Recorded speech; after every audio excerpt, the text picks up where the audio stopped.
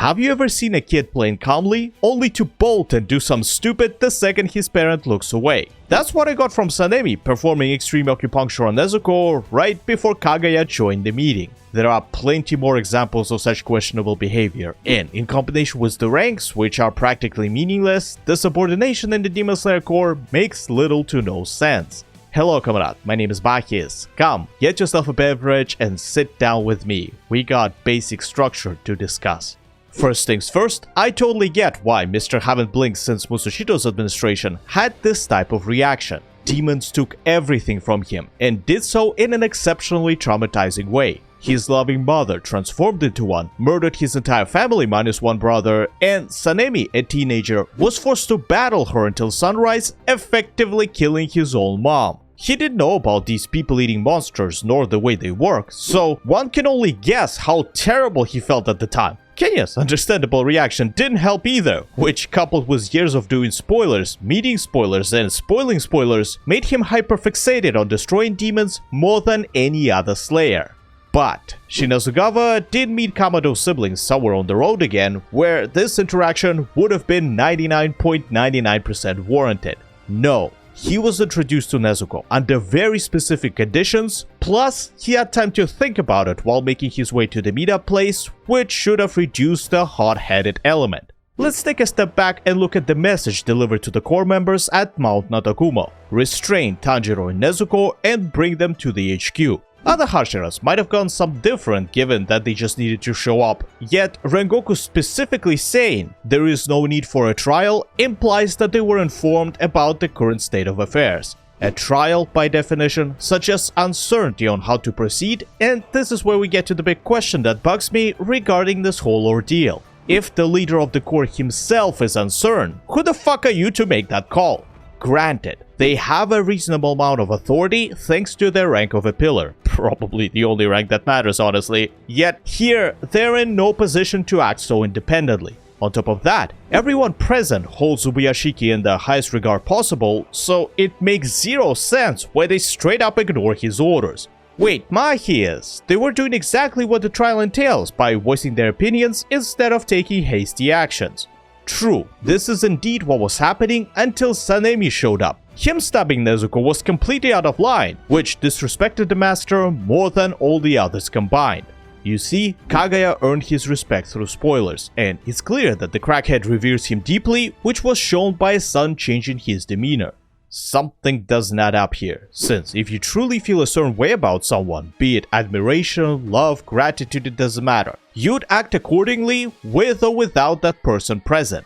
There are only two reasons why that wouldn't be the case. First is plain room temperature IQ in Celsius, and second is being a bloody coward. You put on this polite act for Katsama while being an insufferable brat when he's not watching. If you disagree so much, say that to him face to face. Funny thing is, he kinda does that and even throws a quick apology for what he's about to do. By itself, this scene would have fit his character perfectly, because he would have been respectful to the master so far, and only after being asked to prove that Nezuko will bite, he, the ever hothead, jumped at the opportunity to do exactly that. However, in light of his previous outburst, it paints him as an even bigger hypocrite who disregards authority and does whatever he pleases while preaching his respect to said authority. He's not the only one, by the way. Other Hashiras are also displaying very strange behaviors, although much less pronounced. Take the letter Kagaya received from Urokodaki. The pillars somehow pay no mind to their elders and their equals' resolution to commit Sudoku if the demon in question harms a human. There are so many things wrong here, I don't know where to start. Seppuku is not just a self-delete action. It's a ritual and the highest form of expressing one's devotion. Honor was everything in the Japanese society of that time and has been like that for centuries, so warriors like demon slayers who likely follow Bushido would undoubtedly recognize somebody putting their honor on the line. Moreover, it's not just some no-name schmuck like Tanjiro who did that. It's his family, he's biased, and the Snake Man is completely right to distrust him. But a word of an elderly man in a profession where people die young would certainly be greatly respected. Then there is Gyu, a fellow Hashira who they work with on a regular basis, who will also share the responsibility in case shit goes south. If Sakonji could have gone insane after living alone and sending a number of students to their death, Tomioka is definitely credible considering he slayed a lower moon the other day. Think about it for a second. Why do two extremely respected people suggest such an outrageous thing as a demon who doesn't need humans? Don't forget, Oyakatsama, the big man himself, is entertaining the idea, so you have to shove your feelings deep up your ass and focus on what's in front of you. A good example of this type of situation would be Gon's second encounter with Pito. We have a kid fueled by great vengeance and furious anger walking in on a scene that absolutely breaks his perception of the enemy. Our boy didn't realize it right away and had to take into consideration Killua's thoughts as well as some other factors, yet he was able to stop himself from acting rash. I say, a man-eating monster surrendering in order to heal a human, and the boss who you owe your life to ordering a fair trial for a demon is equally dumbfounding, so considering how loyal the Hashiras are, their behavior makes less and less sense the longer you think about it.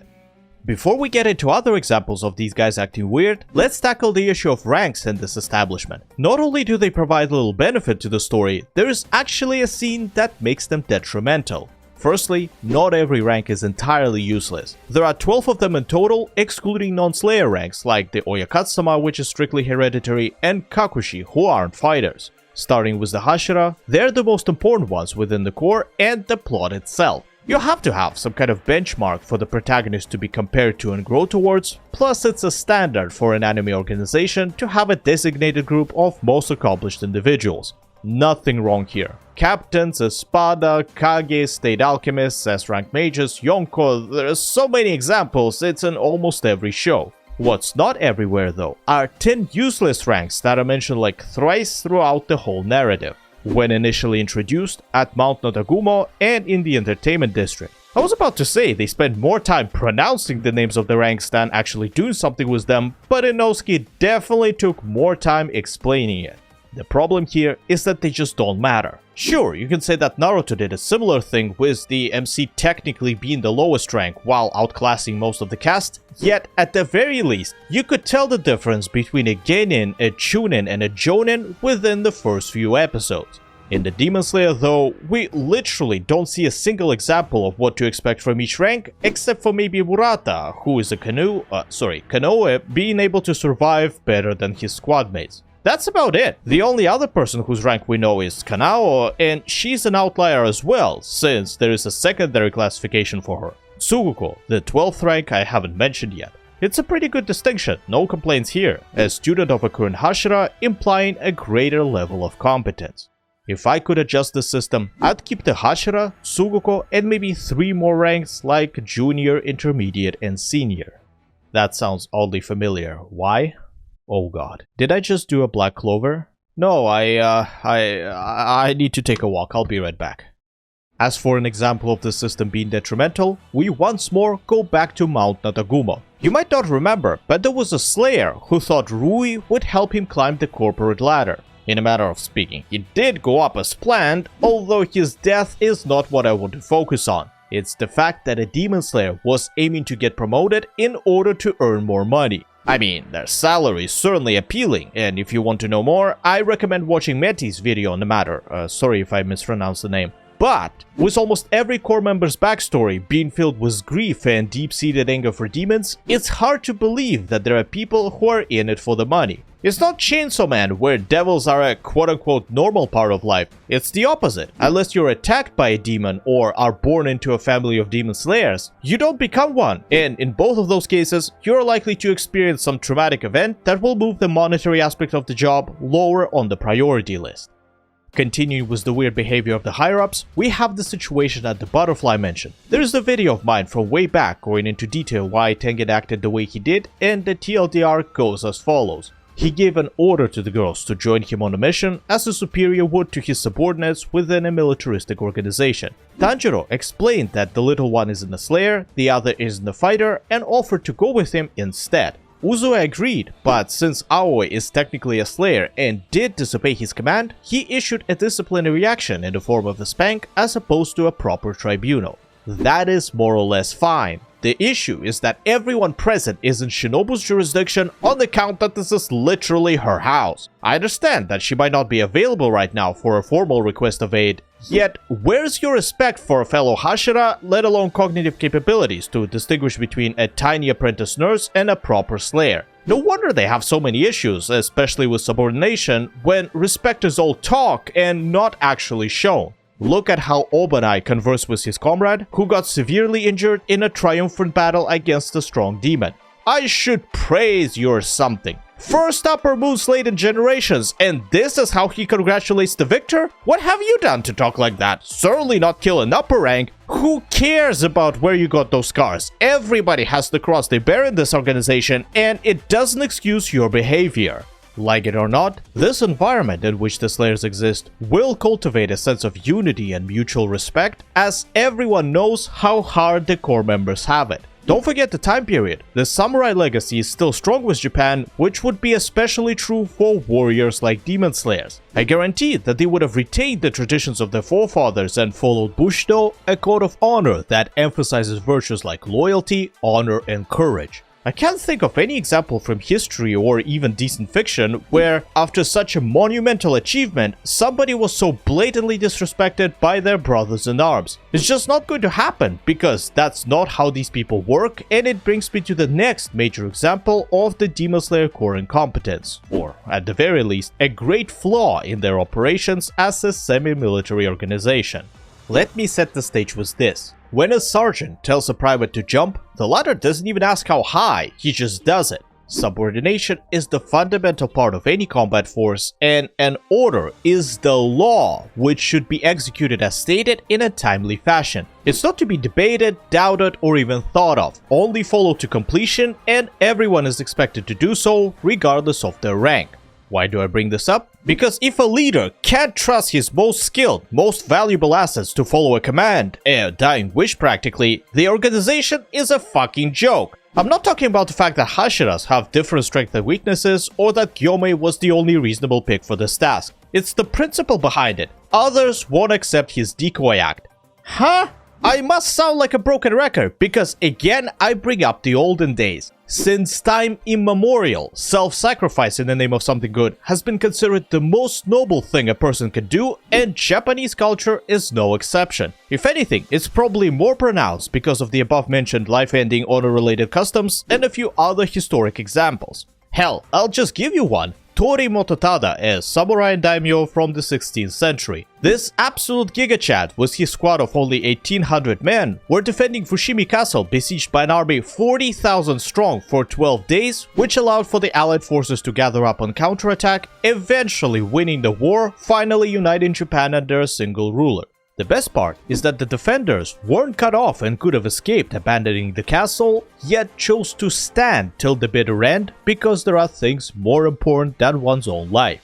In case you think that doesn't fit the situation well enough, here's an example from the anime world. Tobirama staying behind and appointing Hiruzen the next Hokage. Nobody wanted to leave him there, but as his subordinates, they had to obey no matter how it made them feel, not to mention respecting his resolve. Same thing should be happening here in Demon Slayer. Regardless of their personal emotions, any Hashira should have been able to carry out this order. To be completely honest with you, I think it's actually extremely disrespectful refusing to let him act as bait.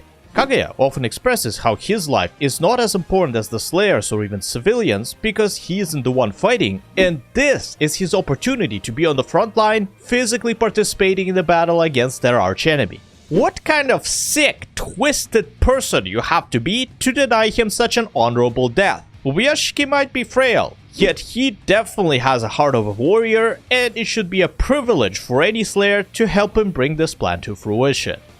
Now, if you watch me long enough, you know that a Demon Slayer video is not complete without bringing up the Demon Daddy, or that you should reconsider your life choices if Muzan does something better than you. Intentionally or not, the subordination among demons turned out exactly how it's supposed to be. The hierarchy is strict, orders are being followed, and the head honcho is greatly respected.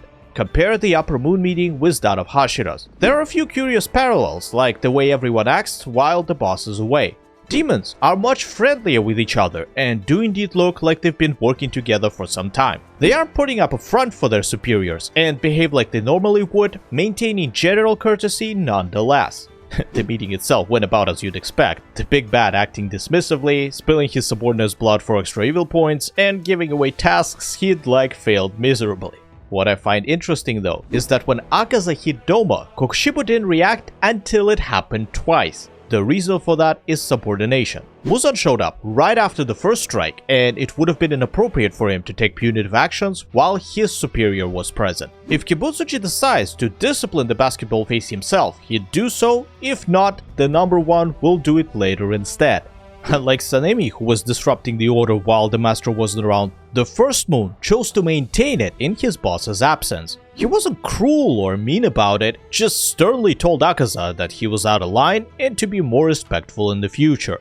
Funny enough, Stripey Boy only smacked Doma because he wanted to help Gyoko with his assignment, which wasn't what the progenitor wished for. So even in breaking the hierarchy, he was trying to make sure everyone followed their master's orders. The latter reluctantly caved in, as stupid as that order was, and didn't follow his peers into the Swordsmith village when he certainly could have attempted that if he really wanted to.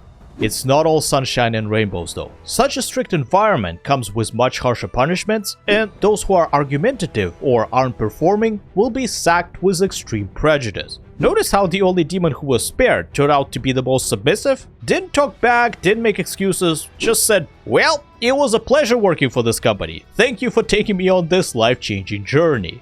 How can you not give a second chance to such an appreciative, albeit useless employee? Going back to the Slayers, I want to clarify that I don't expect them to be emotionless robots. It's normal to have some personality come through, especially in high-stakes, high-emotion situations, like when they were talking back to Tengen or Muichiro during their rigorous training. Within a group of battle-hardened warriors, tensions and even conflicts are expected, so it's all about how they are handled. Kokushibo is the only one maintaining order among his peers. Gyomei, as the strongest and most respected living Slayer, had to exercise his authority to get other Hashiras to calm down after Gyu's very unclear statement. That's what I want to see more of, and not them acting like children when they don't get their way. The core ranks should play a bigger role, the Hashira should be paragons of honor, and they most definitely should execute orders regardless of the way they feel. It was I, Mahis, commanding demons for once into the microphone. Have a great, whatever time of the day you have. Until next time, cheers. Oh, the gym pump is pumping, the coffee flowing, the stomach is fucking empty. Let's record. Boom. Didn't even hit the shower yet.